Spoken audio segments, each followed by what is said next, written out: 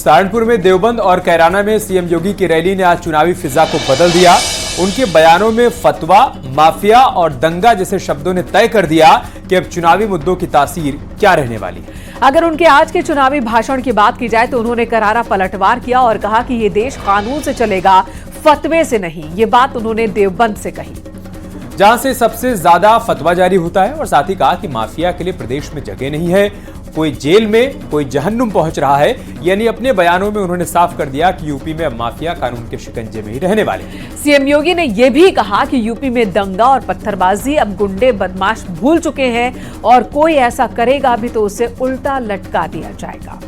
CM योगी ने साफ कर दिया कि यूपी में अब कर्फ्यू नहीं लगता, बल्कि कांवड़ यात्रा होती है। माफिया की जमीन पर गरीबों के लिए सरकार घर बनवा रही है। इसी पर दिखाते हैं आपको ये रिपोर्ट।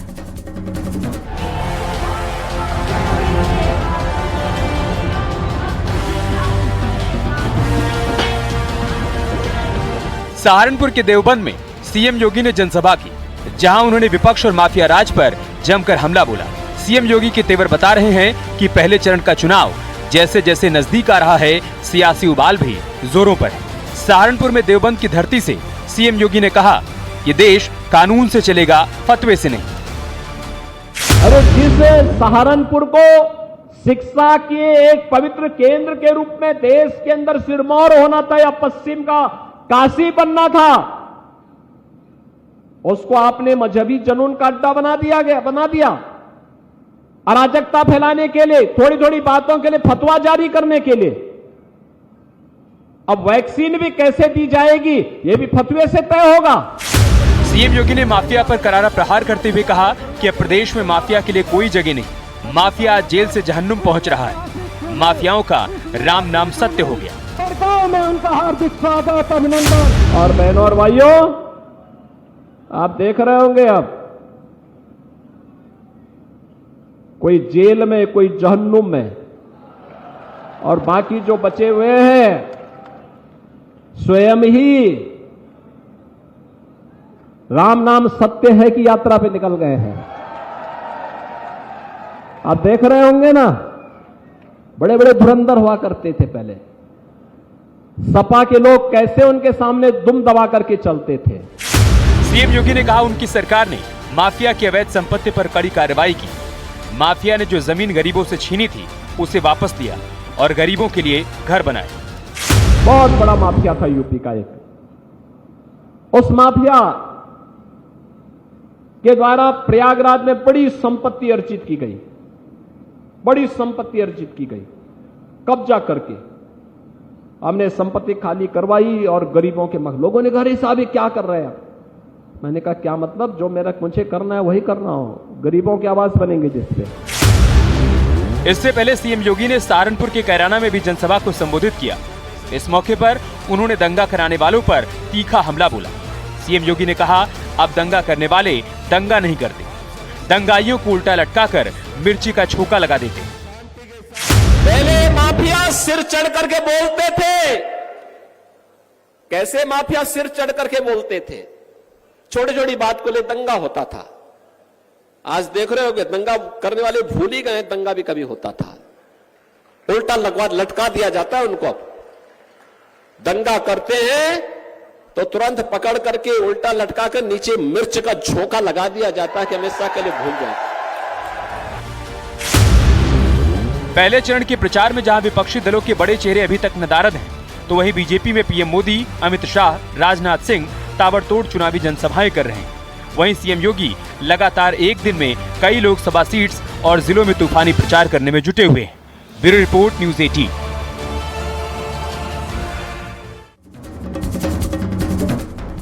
और इसी बीच बड़ी खबर आ रही है, 14 अप्रैल को बीजेपी अपना मैनिफेस्टो जारी करेगी। लोकसभा चुनाव के लिए घोषणा पत्र जारी करेगी बीजेपी। पीएम मोदी, अमित शाह इस मौके पर मौजूद होंगे। जेपी नड्डा और राजनाथ सिंह भी मौजूद होंगे जब बीजेपी का घोषणा पत्र जारी होगा। तो 14 अप्रैल वो तारीख जब बीजेपी अपना घोषणा पत्र जारी करेगी। बड़ी खबर हम आपको बता रहे हैं, भारतीय जनता पार्टी का घोषणा पत्र जारी किया जाएगा 14 अप्रैल को। ये तारीख सामने आ गई है और बड़ी बात यह है कि इस दौरान प्रधानमंत्री मोदी, अमित शाह भी मौजूद रहेंगे। जेपी नड्डा, रक्षा मंत्री राजनाथ सिंह, इन सभी की मौजूदगी में भारतीय जनता पार्टी का घोषणा पत्र जारी किया जाएगा, जिसे बीजेपी संकल्प पत्र भी कहती है।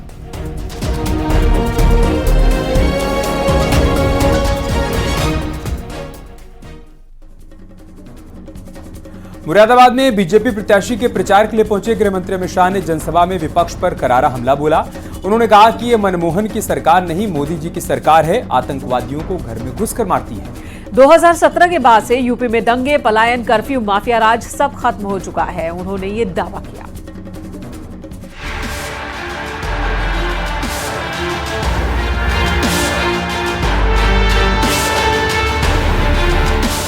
गृह मंत्री अमित शाह मुरादाबाद के बुद्धि विहार मैदान में संभल और मुरादाबाद के बीजेपी प्रत्याशियों के समर्थन में जनसभा को संबोधित करने पहुंचे। अमित शाह ने कहा कि 2014 और 2019 में पीएम मोदी के पीएम बनने का सबसे बड़ा कारण यूपी ही था। उन्हें तीसरी बार भी पीएम बनाना है, इसलिए इस बार ना 73 चलेगी ना ही 65 चलेंगी। इस बार 80 की 80 सीटें मोदी की झोली में जाएंगी। 2014 में 73 सीटें और 19 में 65 सीटें दी और इसी के कारण मोदी जी पूर्ण बहुमत से प्रधानमंत्री बने। मगर इस बार तीसरी बार बनाना है, ना 73 चलेगी ना 65 चलेगी, इस बार 80 की 80 सीटें नरेंद्र मोदी की झोली में जाएंगी। अमित शाह ने कहा कि कभी राहुल बाबा हमारा मजाक उड़ाते थे कि मंदिर वहीं बनाएंगे, तिथि नहीं बताएंगे। 2019 में एक बार फिर आपने मोदी जी की सरकार बनाई। 5 साल में कोर्ट का फैसला भी आया, भूमि पूजन भी हुआ और 22 जनवरी को रामलला की प्राण प्रतिष्ठा भी हो गई। मंदिर वहीं बनाएंगे, तिथि नहीं बताएंगे। उड़ाते थे ना मजाक, मैंने बहुत मजाक सहन किया है। 14 से 19 में मोदी जी ने आपको प्रधानमंत्री बनाया। 5 ही साल में कोर्ट का जजमेंट भी आ गया, अयोध्या में भूमि पूजन भी हो गया और 22 जनवरी को रामलला का प्राण प्रतिष्ठा भी हो गया। अमित शाह ने कहा कि वो 2013 में भी पश्चिमी यूपी आए थे। उस वक्त यहाँ पर डर, दंगे, गौ तस्कर और गुंडों का राज चलता था। आपने समाजवादी पार्टी को हटाया और यहाँ पर डर, गुंडे और गौ तस्कर की जगह 1 डिस्ट्रिक्ट 1 प्रोडक्ट का काम चालू हुआ और विकास का काम आगे बढ़ा। न्यूज़ 18 के लिए ब्यूरो रिपोर्ट।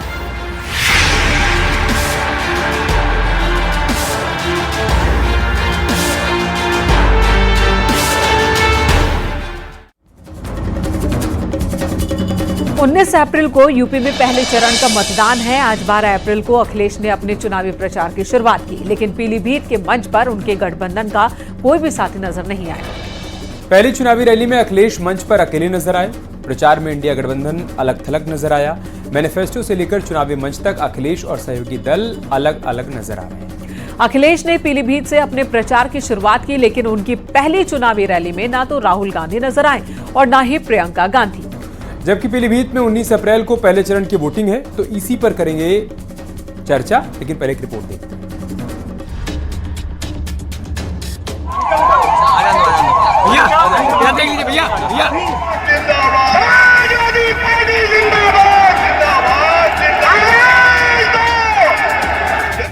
लोकसभा चुनाव 2024 को लेकर समाजवादी पार्टी के अध्यक्ष अखिलेश यादव ने पीलीभीत में पहली चुनावी रैली को संबोधित किया। समाजवादी पार्टी जिंदाबाद, जिंदाबाद, जिंदाबाद, अखिलेश यादव जिंदाबाद। अपने संबोधन के दौरान अखिलेश यादव ने पीलीभीत के मौजूदा सांसद वरुण गांधी का नाम लिए बिना बीजेपी पर बड़ा हमला बोला। अखिलेश ने कहा, बीजेपी सरकार बनाने के लिए ईडी सीबीआई की कार्रवाई करती, लेकिन इस बार पीडीए ही जीतेगा। बीजेपी में आकर गुंडे माफिया दूध के धुले हो जाते हैं। के सभी गुंडे माफिया और जो आर्थिक अपराधी हैं भारतीय जनता पार्टी में जाते संत बन जाते हैं। सर, प्रधानमंत्री और महाराष्ट्र की पूरी सरकार ईडी सीबीआई इनकम टैक्स ने बनवाई है। मुजफ्फरनगर में डिप्टी सीएम ब्रजेश पाठक ने समाजवादी पार्टी पर करारा हमला बोला। उन्होंने कहा, अखिलेश प्रचार की हिम्मत नहीं जुटा पा रहे हैं। वो घर से ही चुनाव देख रहे हैं। एसपी जब भी सत्ता में रही, कानून व्यवस्था बिगड़ी रही। मुजफ्फरनगर के दंगों को लोग भूल नहीं पा रहे हैं। यहाँ लड़ाई में विपक्ष है ही नहीं। विपक्ष की कारगुजारियों को जनता अभी भूली नहीं है। खासकर समाजवादी पार्टी जब जब सत्ता में रही है, तब तब प्रदेश के लाइन आर्डर को इन लोगों ने डिस्टर्ब किया है। गुंडे, बदमाश, मवाली, लुच्चे, लफंगे समाज नपते थे, पलते थे। मुजफ्फरनगर के दंगों को अभी लोग भूले नहीं हैं। भारतीय जनता पार्टी ने पूरे प्रदेश में कानून का राज स्थापित किया है। शिवपाल यादव ने केशव प्रसाद मौर्य को पार्टी के लिए अपशगुन बताया। उनका कहना है कि वो जहां भी गए, हमारी जीत का अंतर बढ़ गया। इस पर डिप्टी सीएम केशव प्रसाद मौर्य ने पलटवार किया। उनका कहना है कि अखिलेश यादव आजकल ट्विटर पर चुनाव लड़ रहे हैं। अखिलेश कहते हैं कि चाचा प्रत्याशी और चाचा भतीजे से कहते हैं कि बेटा प्रत्याशी। केवल बदायूं ही नहीं, पूरे यूपी में एसपी समाप्तवादी पार्टी बन चुकी है। ये सब मौर्य जी, ये भारतीय जनता पार्टी के लिए अपशगुन है। ये जहाँ जहाँ जाते हैं, जैसे मैनपुरी गए थे तो हमारा जीत का अंतर बहुत बढ़ गया था। फिर गए घोसी, वहाँ भी जीत का अंतर बहुत बढ़ गया।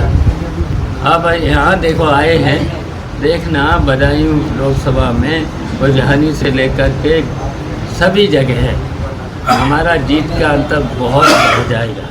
शिवपाल जी कहिए, जहाँ जहाँ गए वहाँ सपा की साइकिल पंचर हो गई।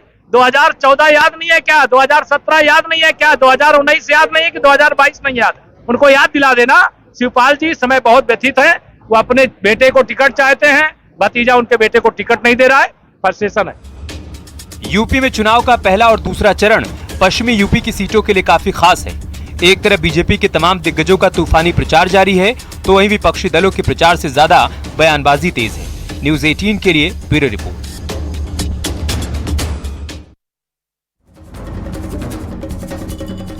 आजमगढ़ का रण अब दिलचस्प हो गया है और इसकी वजह है मायावती का कैंडिडेट भीम राजभर। जानते हैं बीजेपी एसपी के बाद बीएसपी के प्रत्याशियों ने कैसे बढ़ा दी है यहाँ की सियासी सरगर्मी। सवाल है आजमगढ़ में अब राजभर वोट किधर जाएगा। बीजेपी ने दिनेश लाल यादव उर्फ निरहुआ को टिकट दिया है। वो उपचुनाव में यहां से जीत चुके थे, अभी यहां के मौजूदा सांसद हैं। वहीं एसपी ने धर्मेंद्र यादव को चुनाव मैदान में उतारा है। अखिलेश के कुनबे से धर्मेंद्र यादव को जीत की उम्मीदें हैं, क्योंकि निरहुआ से पहले अखिलेश यहां से सांसद रह चुके हैं और ऐसे में समाजवादी पार्टी का गढ़ भी माना जाता है इसे। वहीं बीएसपी ने भीम राजभर पर भरोसा जताया है, जिससे आजमगढ़ में मुकाबला अब त्रिकोणीय हो गया है। आजमगढ़ में राजभर वोटर्स की निर्णायक भूमिका होती है। ऐसे में बीएसपी के भीम राजभर परिणाम पर असर डाल सकते हैं। आपको दिखाते हैं ये रिपोर्ट।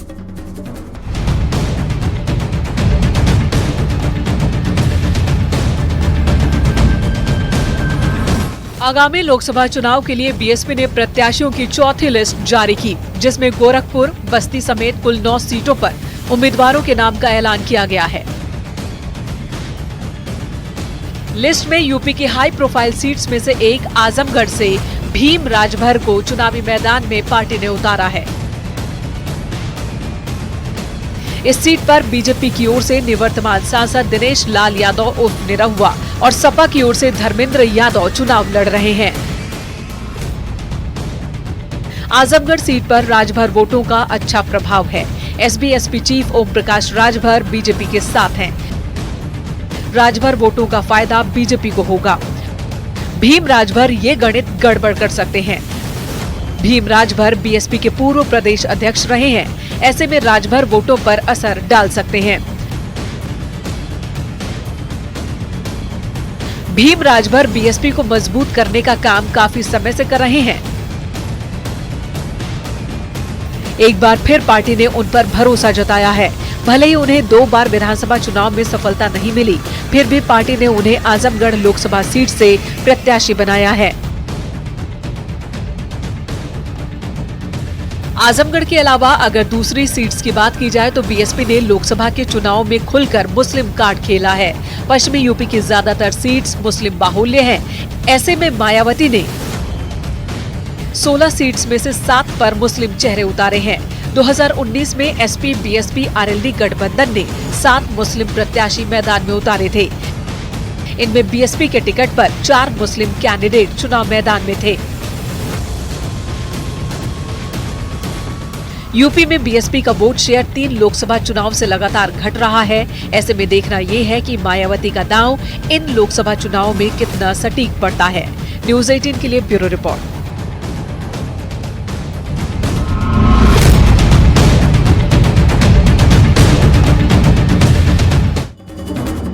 और इसी के साथ यहाँ रुकेंगे एक छोटे से ब्रेक के लिए। जल्द लौटेंगे कुछ और खबरों के साथ।